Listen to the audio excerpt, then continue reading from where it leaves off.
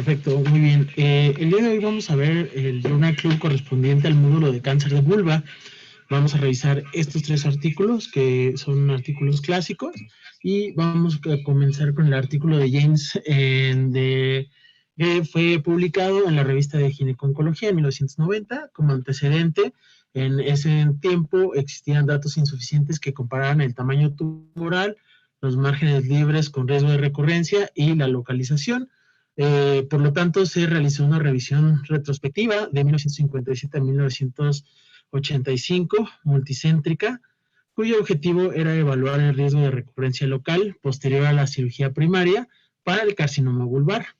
Por lo tanto, se hizo la revisión de 2 brazos de comparación, aquellos pacientes que fueron sometidos a vulvectomía radical, o vulvectomía radical modificada, y aquellos que fueron sometidos únicamente a escisión local radical. En el total de 135 pacientes, 109 fueron sometidos a disección ganglionar, y de estos 109 pacientes, 32 presentaron enfermedad ganglionar positiva. Las características o la clasificación por FIGO de estos pacientes, como podemos ver, se encontraba en su mayoría en la etapa clínica 1 y 2.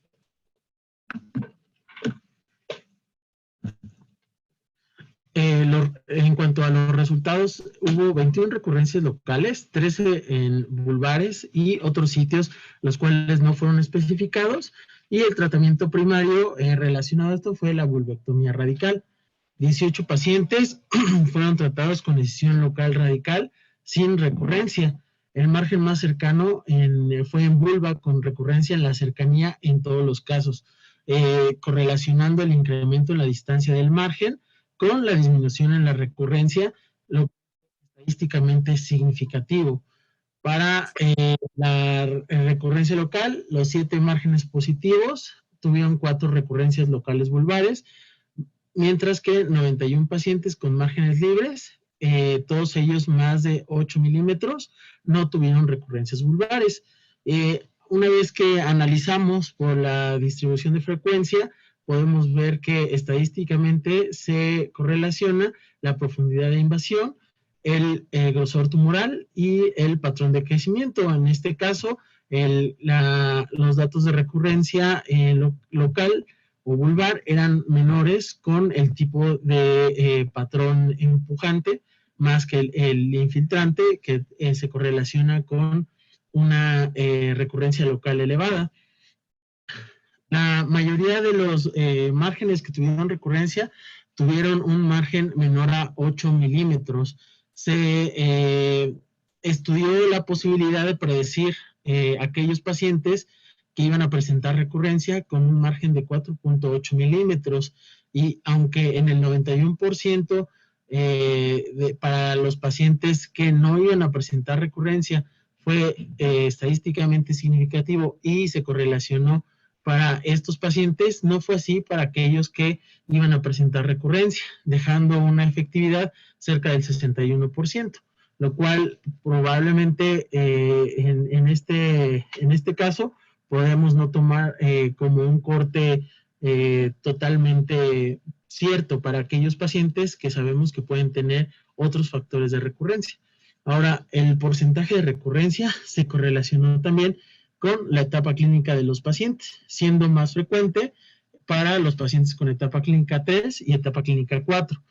Como pueden ver, a pesar de esto, bueno, es una cantidad limitada de pacientes, pero si representamos los datos de forma visual, podemos ver que incluso 5 pacientes en etapa clínica 4 tuvieron hasta el 70% de recurrencia.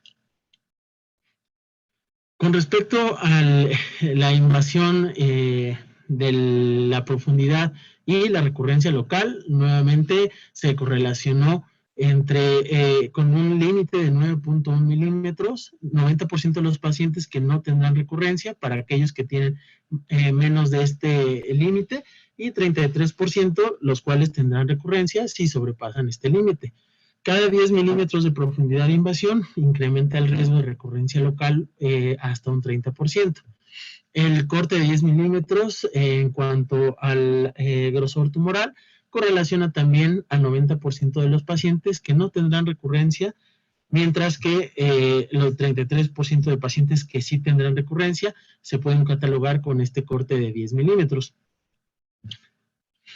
De igual forma, como pudimos ver en la tabla de distribución de frecuencia, se correlacionó estadísticamente significativo aquellos factores como invasión linfovascular, la creatinización, en el caso de tumores que tenían menos del 25% de queratinización, tenían una recurrencia solo de 11%, comparado con aquellos que tuvieron más del 25%, de 30% exactamente. Ahora, en la parte del crecimiento, del tipo de crecimiento, ya sea infiltrante o empujante, aquellos que tienen un crecimiento de tipo infiltrante, la recurrencia se eleva hasta un 30%, comparado con aquellos que solo tienen un patrón empujante. Y en cuanto a la actividad mitótica, aquellos que tengan menos de 10 de mitosis por campo, tendrán solo un porcentaje de recurrencia del 7%.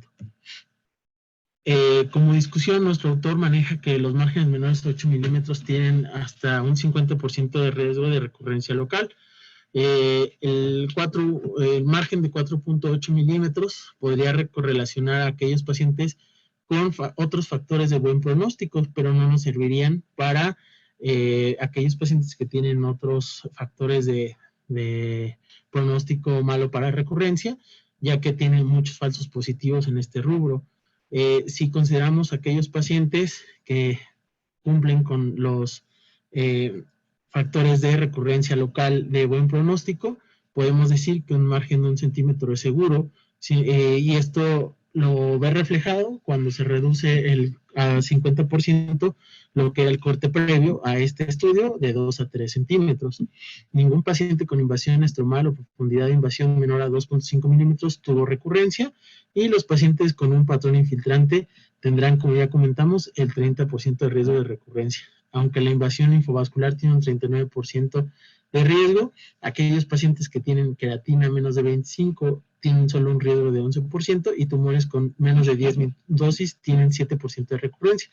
Por lo que nuestro autor aconseja que en este caso de pacientes que sí tienen invasión linfovascular, pero otros factores de mal pronóstico para recurrencia, habría que individualizarlos con los márgenes ya discutidos.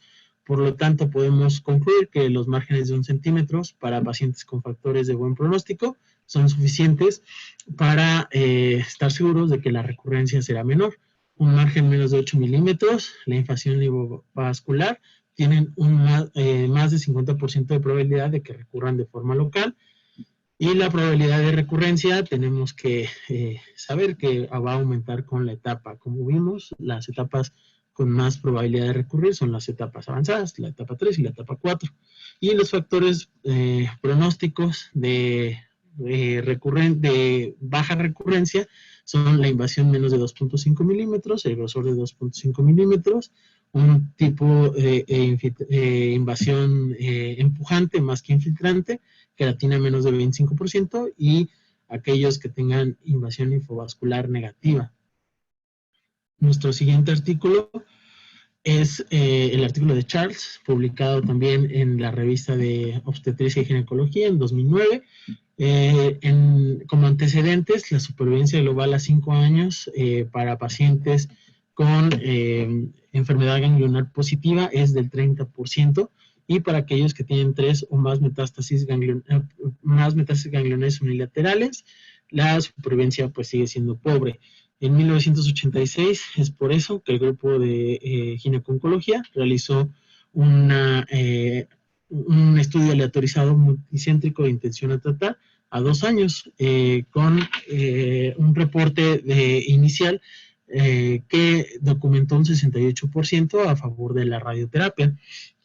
El objetivo de esta actualización de datos era reportar la supervivencia a largo plazo a comparación con el reporte inicial y su toxicidad por radioterapia al compararla con resección ganglionar para pacientes con cáncer de vulva y enfermedad ganglionar negativa.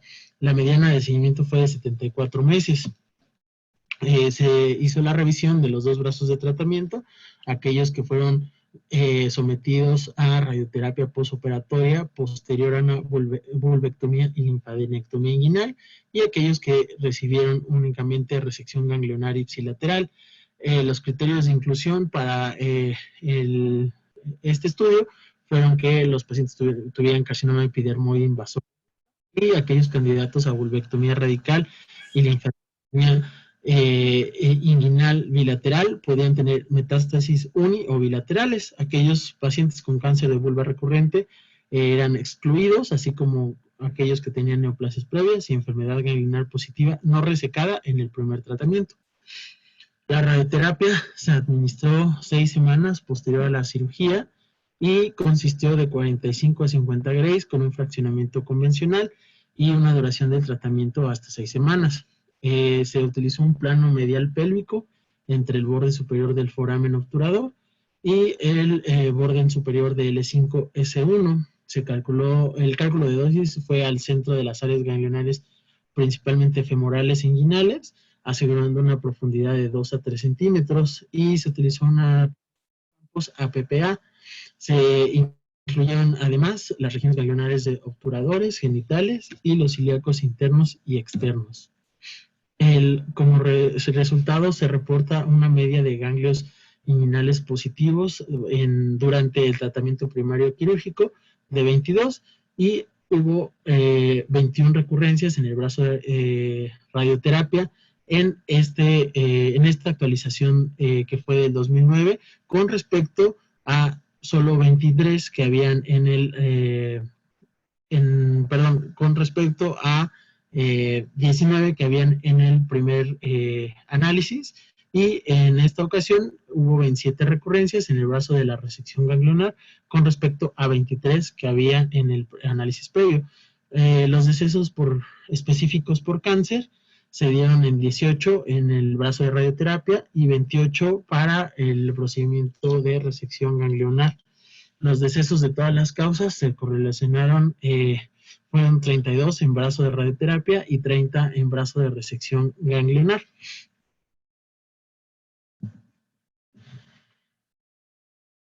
El riesgo de asociación para recurrencia fue de 0.39 con un intervalo de confianza y una P estadísticamente significativa, así como el tiempo de recurrencia para el procedimiento quirúrgico, de las cuales todas las recurrencias vulvares fueron dentro de los primeros 24 meses posterior al tratamiento quirúrgico, mientras que en el grupo de radioterapia solo 4 recurrencias se presentaron en el mismo límite de tiempo a comparación con el grupo quirúrgico. La supervivencia libre de recurrencia 6 años fue de 59%, favoreciendo la radioterapia, contra solo un 41% que favoreció al grupo quirúrgico. El riesgo de asociación para muerte por cualquier causa o la supervivencia global, como podemos ver, no fue estadísticamente significativa. La radioterapia, de las 32 muertes que se asociaron a este grupo, solo 14 fueron atribuidas a otras causas, y el 51% de pacientes estuvieron vivos a 6 años, mientras que en el grupo quirúrgico solo 2 de las muertes fueron atribuidas a otras causas, relacionando las demás con el procedimiento quirúrgico. A 6 años, el 41% de los pacientes que fueron sometidos en este brazo estaba vivo. En cuanto a la incidencia acumulada de muerte relacionada a cáncer a 6 años, podemos ver que se representa un 29% para radioterapia y un 51% para resección quirúrgica, con un riesgo de asociación de 0.49 y tanto intervalos de confianza como una P estadísticamente significativa. El grupo que se benefició, que tuvo mayor beneficio de esto, fue aquel que tenía enfermedad ganglionar definida como N2 y N3, y aquel que tenía 2 o más ganglios positivos también obtuvo el mayor beneficio. El 20% de positividad o más en ganglios inguinales ipsilaterales se correlaciona estadísticamente significativo con metástasis ganglionares contralaterales, pélvicas, muertes relacionadas a cáncer y muertes por cualquier causa. La supervivencia global a 6 años fue de 36% para el grupo de radioterapia con estas características, contra solo el 13% para el grupo quirúrgico. En cuanto a toxicidad, podemos ver que la toxicidad cutánea grado 2, grado 2, incluso no hubo ninguna diferencia significativa a largo plazo entre estos dos brazos de tratamiento. La mediana de tiempo para toxicidad grado 2 se presentó 60 días posterior al tratamiento de radio, mientras que en el grupo quirúrgico hasta 80 días posterior a este procedimiento. Ninguna de las otras toxicidades agudas fueron estadísticamente significativas a largo plazo. Del 20 al 40% de pacientes con invasión de más de 3 milímetros y un tamaño tumoral más de 2 centímetros, hasta el 80% de los pacientes de etapa clínica 3 van a tener recurrencia en los primeros 24 meses. Como ya lo vimos, esto solo se presentó en pocos pacientes en el grupo de radioterapia. Esto debe ser el estándar de tratamiento para pacientes en los que sospechamos clínicamente de enfermedad ganglionar, aquellos que están ulcerados de forma franca o tienen más de un ganglio inguinal positivo. El beneficio de mortalidad, específicamente por cáncer, el intervalo del libre de enfermedad con baja morbilidad, y hubo un beneficio en supervivencia global a 6 años que no se mantuvo estadísticamente significativo en este estudio del 2009, a pesar de que se dio en el primer análisis, lo cual disminuyó de un 14% que se reportó en el primer análisis al 2009, solo un 10%, sin ser estadísticamente significativo, por lo cual no impacta en la supervivencia global. El beneficio, podemos concluir que para el beneficio en muerte específicamente por cáncer y la supervivencia libre de recurrencia a 6 años, la radioterapia es una medida adecuada, sobre todo en pacientes N2 y N3 o aquellos que tengan más de un ganglio inguinal positivo. También se correlaciona con aquellos pacientes que tienen más del 20% de ganglios ciliares positivos durante el tratamiento quirúrgico, y no hay diferencia en toxicidad al compararlo con el tratamiento quirúrgico.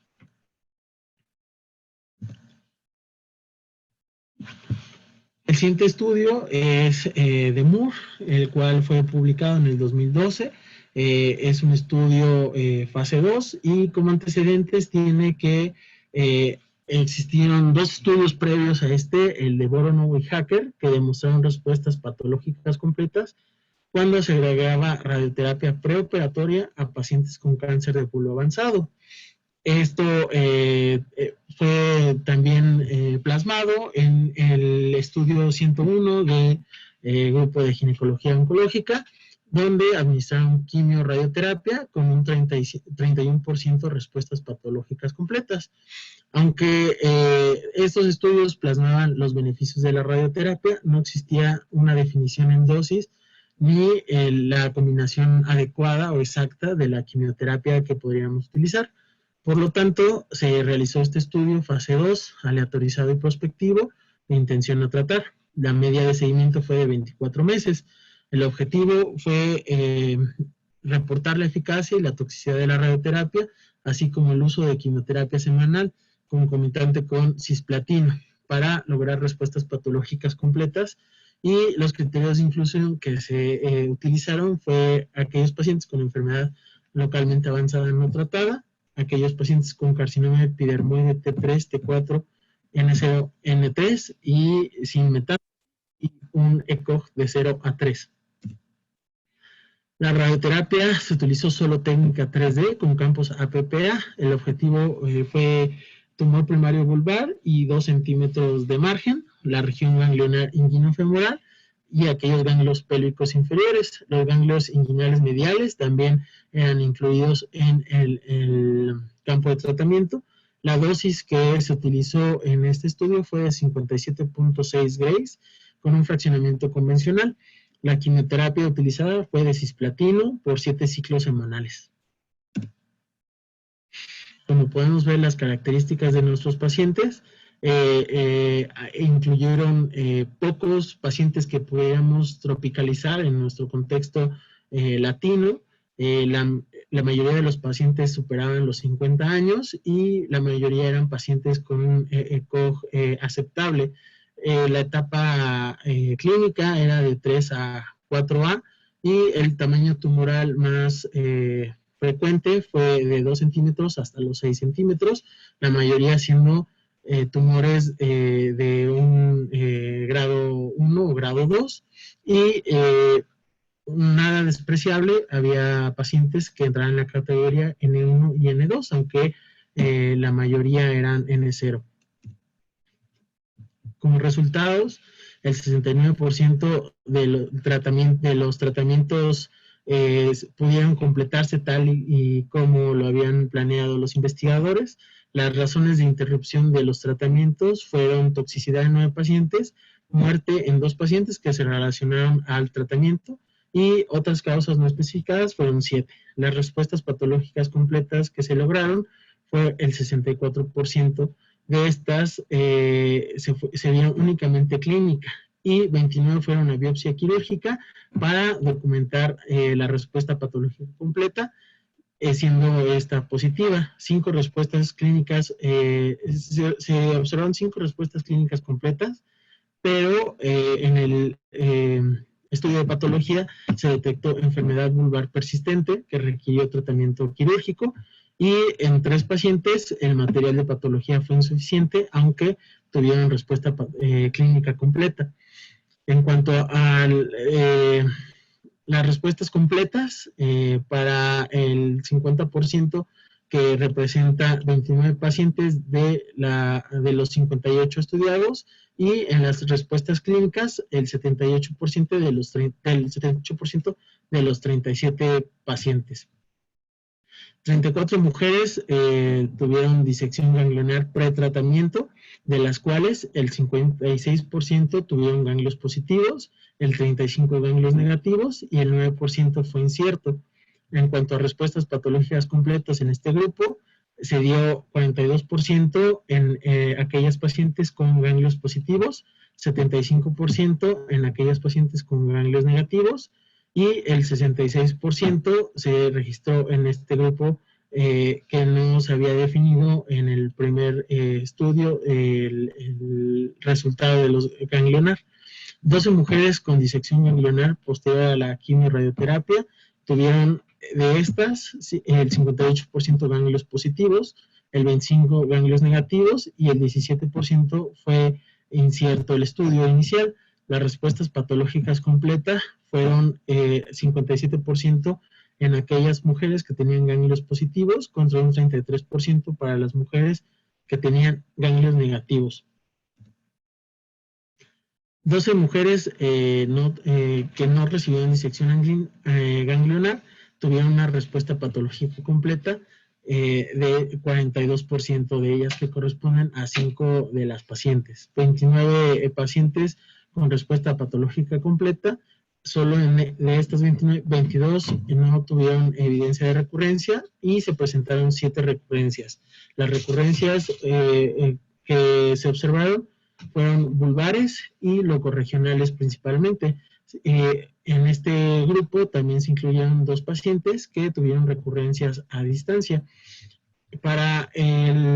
Podemos ver que al comparar el estudio 101 del grupo de gineco-oncología y este estudio, que es el 205, podemos ver que las respuestas patológicas completas y clínicas son mayores en este estudio con esta propuesta de tratamiento de quimio-radioterapia, llegando a unas respuestas completas y clínicas hasta el 78% en los 2 esquemas.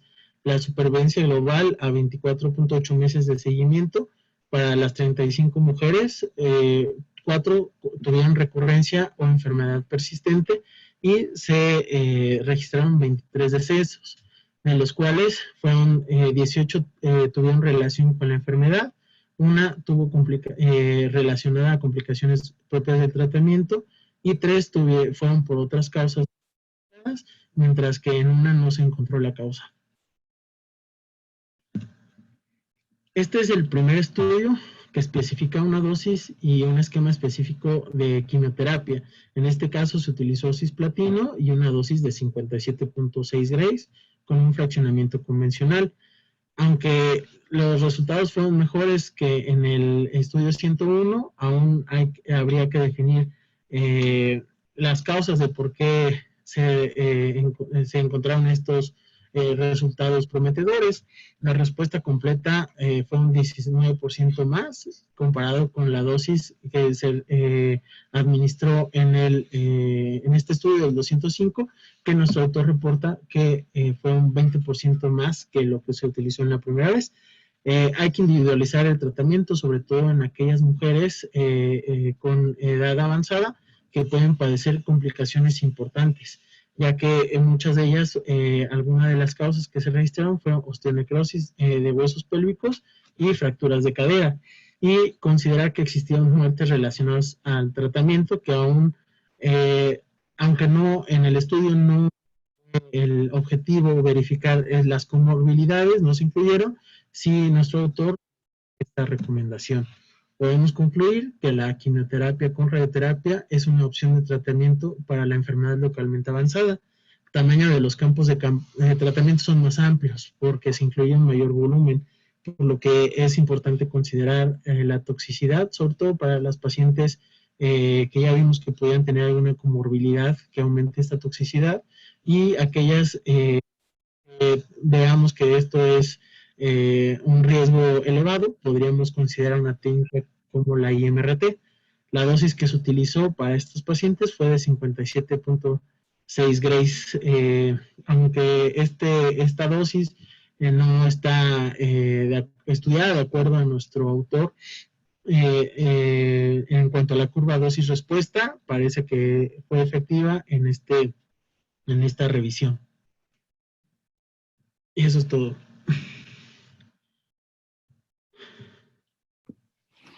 Ok, muy bien, César.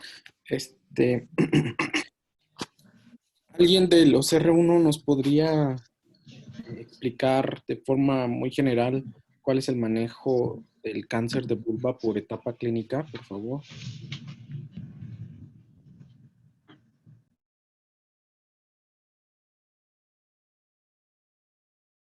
Manejo inicial.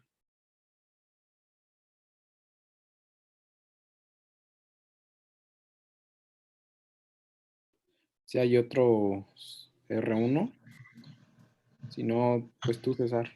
De modo.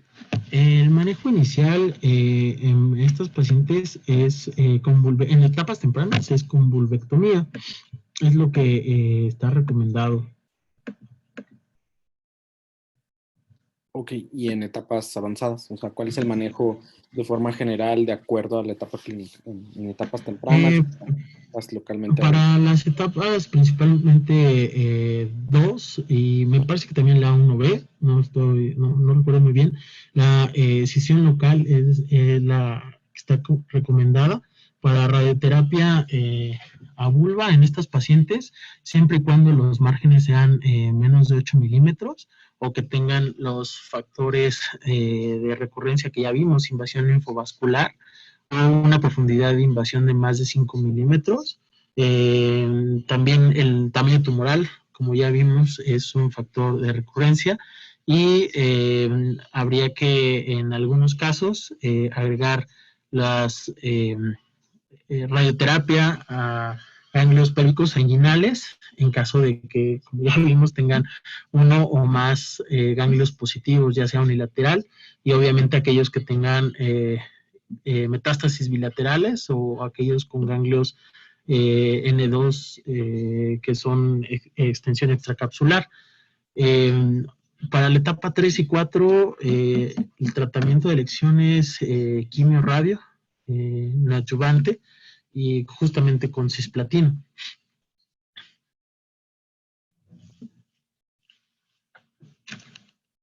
Ok, entonces,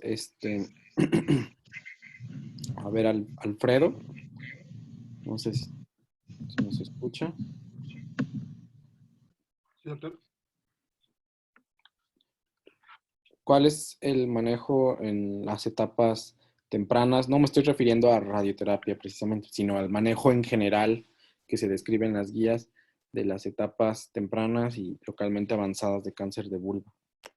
Bien, bueno, el tratamiento inicial es quirúrgico, doctor. Se tiene la tendencia actualmente a la cirugía más conservadora, con una decisión vulvar en la primera, en los estadios clínicos tempranos, y localmente avanzados se recomienda la vulvectomía radical.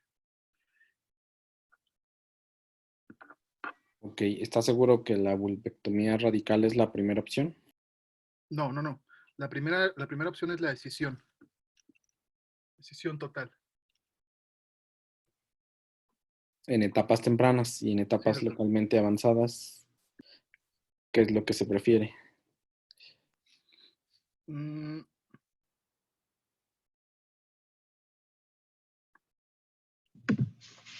Pues aquí justamente se hizo la decisión radical para algunos pacientes en esas etapas y la vulvectomía radical modificada también es un procedimiento quirúrgico que se realiza en estas etapas y en algunos casos incluso creo que ganglios centinelas.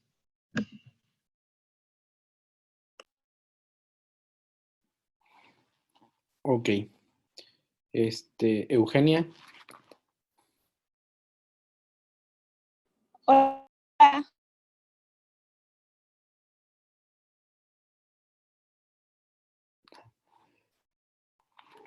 em, Eugenia, ¿cuáles entonces serían para las etapas tempranas que pueden ser llevadas a cirugía? ¿Cuáles serían las indicaciones para considerar tratamiento con radioterapia posoperatorio? Mm, para la T1A, que es la 1A, que serían las cirugías, sí quedaron con márgenes positivos y no se pueden llevar a resección, pues se les puede ofrecer la radioterapia. Y para T1B, que es la 1B, o T2, que es la 2, las que quedaron con ganglios positivos, que no se les hizo la linfadenectomía completa, que salieron ganglios positivos, pueden ser llevadas a QTRT. Y si se les hizo la linfa completa y salieron también con ganglios positivos, también se puede considerar la QTRT. Uh-huh. Y para pues los que son irresecables, pues ahí también la radioterapia. Ok. Y Eric, ¿cuáles serían entonces los criterios que se revisaron en el paper de HIPS para considerar radioterapia adyuvante? No recuerdo en el paper. Pues de eso trata. Por eso, por eso un artículo del 90 es clásico, porque menciona algunas características patológicas para considerar radioterapia. César. Perdón. Ya. Son aquellos pacientes con margen menos de 8 milímetros que tengan invasión linfovascular y aquellos con patrón infiltrante, los tumores con grosor de más de 2.5 milímetros o con una profundidad de invasión de más de 2.5 milímetros, que tengan más del 25% de queratina y más del 10% de mitosis, de actividad mitótica.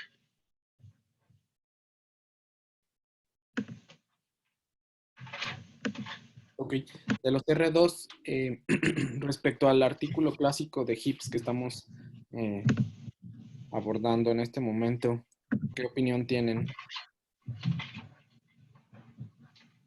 Pues justo la NCCN establece la recomendación de considerar adyuvancia en etapas clínicas tempranas para los que cuenten con factores de riesgo adversos como la tipifica la NCCN, es con márgenes cercanos, invasión linfovascular, la profundidad de invasión y el patrón de invasión, solo que ahí hace la mención de patrón difuso o en rocío, que son diferentes a los de HIPS.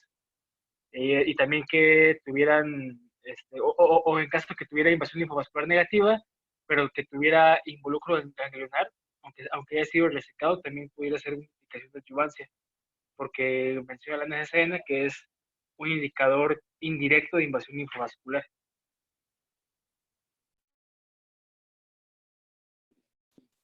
Así es.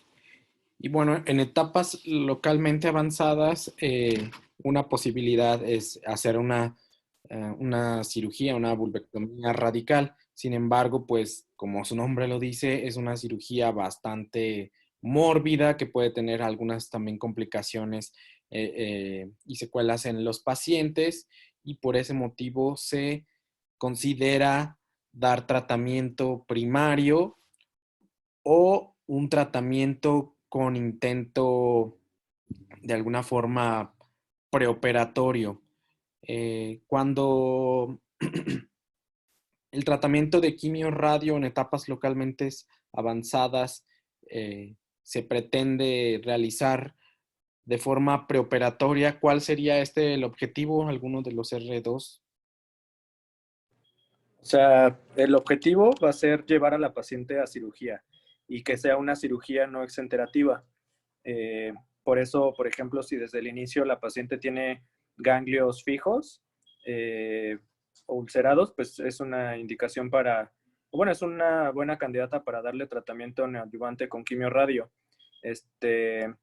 A pesar de que muchas pacientes van a tener una respuesta incluso patológica completa, con biopsia confirmada, pues lo mejor siempre va a ser pues llevarla a cirugía para mejorar el control local y pues que la cirugía sea una cirugía pues mínima, que no sea una cirugía exanterativa.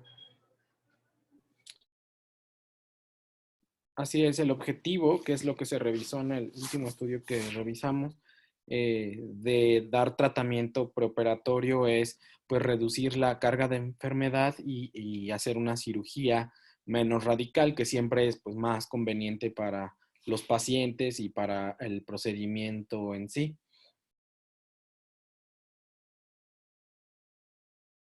Pacientes, pues después de la quimio-radio tienen clínicamente respuesta completa, o cuál es el escenario que pudiéramos o el camino que pudiéramos tomar en caso de que se encontrara respuesta clínica completa. ¿Qué hay que hacer? O si hay Pues, una enfermedad sospechosa. o sea, una buena conducta pues sería tomar una biopsia, ya sea o sea, de ese sitio sospechoso o del sitio donde se encontraban las lesiones clínicas. Entonces, ya de acuerdo a la biopsia, si vemos que es una respuesta patológica completa, la paciente podría ser llevada a observación. Y si hay una respuesta parcial, pues lo indicado sería llevarla a cirugía, si se puede, o en caso de que la paciente persista con enfermedad pues irresecable por una cirugía no exenterativa. Digo, no lo vimos, pero hay estudios en los que se le puede dar incluso más radiación al GTB, hasta con un bus de electrones o algo por el estilo. Así es. ¿Qué opinión tiene los R3 acerca de este manejo, ya sea preoperatorio o definitivo con radioterapia, en caso de respuesta completa o en caso de respuesta parcial?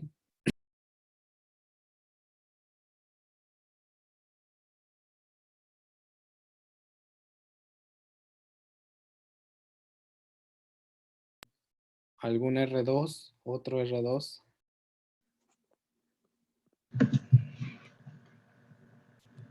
Pues sí, como ya comentó Germán, el tratamiento, digamos que como el algoritmo de tratamiento para etapas clínicas 3 hasta 4A, sería llevar a la paciente a quimio-radioterapia concomitante de forma neoadyuvante con cisplatino semanal, seguido de biopsia, así como una biopsia, o sea, tanto del primario como biopsia inguinal, que confirme la respuesta patológica completa. Y en aquellos que tuvieran respuesta menor a la completa, pudieran ser llevadas a cirugía preservadora, en caso de que fuera plausible. Y ya en el caso de que no fuera plausible una cirugía preservadora, pues ya lo comentaba Germán, escalar la dosis con radioterapia o hacer una cirugía más radical. Ok. ¿Y tendrías que hacer siempre biopsia? ¿O en qué escenarios tomarías biopsia? ¿Alguien que tiene acerca de eso? Antonio.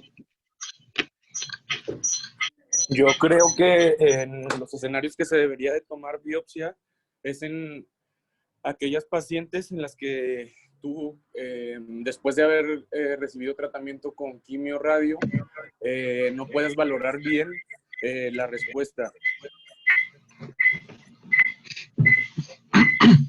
O sea, que exista una zona sospechosa, ¿no? Que Eh, clínicamente no parezca respuesta completa. Sí, así es. O sea, que tú veas alguna zona que creas que todavía tenga enfermedad, como para confirmar y así dirigir bien el tratamiento.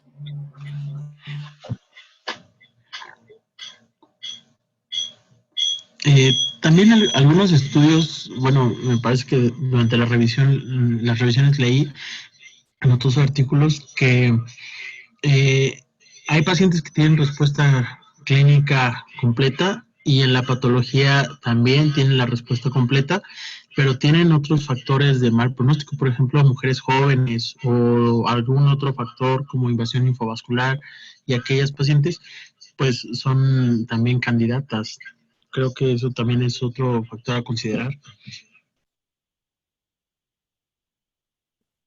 ¿Candidatas a qué, perdón? A un procedimiento quirúrgico mayor al que se tenía planeado después de la neoadyuvancia. Ah, sí, es algo de lo que mencionaba Germán, si no me equivoco. Que si aunque hayan tenido respuesta clínica completa, digamos que la conducta que normalmente se pudiera tomar es dejar solamente en observación, pero si hubiera algún factor de alto riesgo, como estos que acabas de mencionar, pues se podría llevar a una cirugía complementaria, aunque se haya dado quimio radio de forma inicial o con intento, en este caso sería preoperatorio, pero ya sería una cirugía pues más conservadora, ¿no?